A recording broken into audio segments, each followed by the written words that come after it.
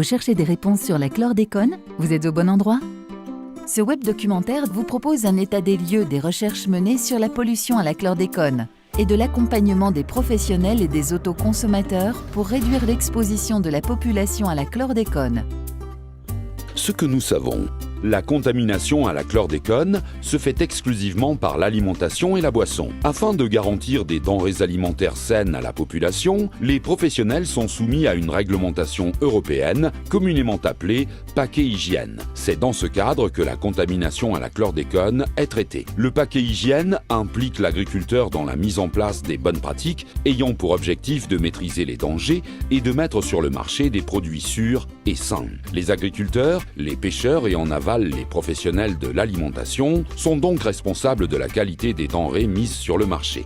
La traçabilité est un élément essentiel de la sécurité sanitaire de la chaîne alimentaire, de la fourche à la fourchette, de la mer à l'assiette. Les services de l'État contrôlent depuis 2002 l'application de ces bonnes pratiques ainsi que la conformité des produits alimentaires. Dans le cadre de cette réglementation, 1500 contrôles, chiffre arrondi, et autant d'analyses sont réalisés en Guadeloupe sur les denrées alimentaires. Ces contrôles concernent à la fois les produits locaux et produits importés. Pour les fruits et légumes, l'analyse du sol cultivé permet aux agriculteurs de sélectionner leur type de culture en fonction de l'état de contamination des parcelles. Aujourd'hui, les recommandations sanitaires concernant les cultures sensibles sont suivies par la plupart des producteurs. Le taux de conformité des végétaux contrôlés à la production ou sur les lieux de vente est proche de 90%.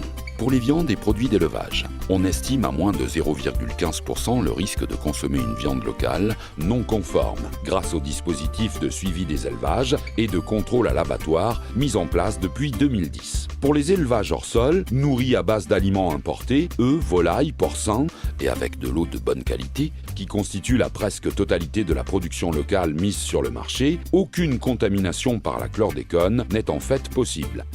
Les produits de la pêche côtière, dont la contamination est par nature moins maîtrisable, notamment les langoustes, montrent encore des taux de contamination importants sur certains marchés du sud de la Basse-Terre.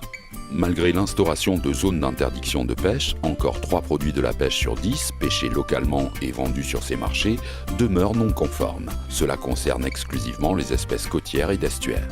Donc, pour votre santé, restez attentifs à l'origine des produits que vous consommez et assurez-vous de leur provenance. Choisissez les étals de marché des filières professionnelles et certifiées. Si vous souhaitez pratiquer votre propre élevage ou cultiver vos légumes, renseignez-vous sur notre site web.